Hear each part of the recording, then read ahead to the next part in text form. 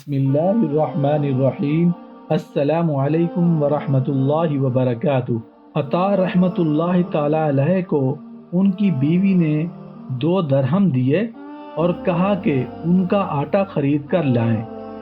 جب آپ بازار کو چلے تو راستہ میں ایک غلام کو دیکھا کہ کھڑا رو رہا ہے۔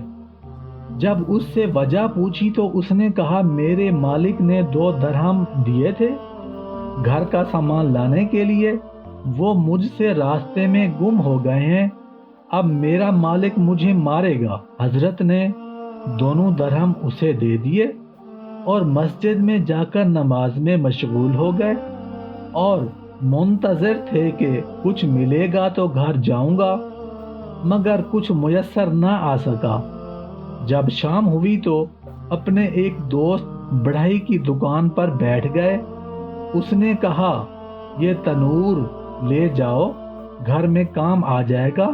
میرے پاس اس وقت اور تو کچھ نہیں جو آپ کی خدمت کر سکوں۔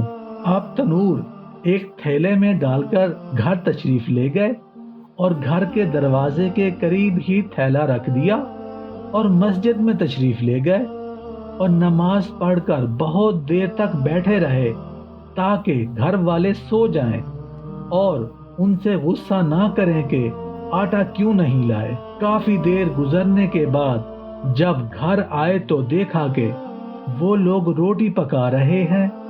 فرمایا، تمہیں آٹا کہاں سے ملا؟ کہنے لگے، وہ جو آپ تھیلے میں لائے تھے ہمیشہ اسی شخص سے خرید کر لایا کریں جس سے آج خریدا ہے، کیونکہ آٹا بہت عمدہ ہے۔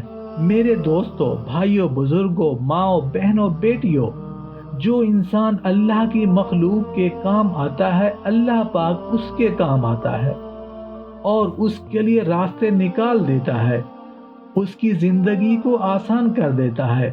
اللہ پر توکل کرنا اللہ کو بہت پسند ہے اور یہی ہمارا دین اسلام سکھاتا ہے۔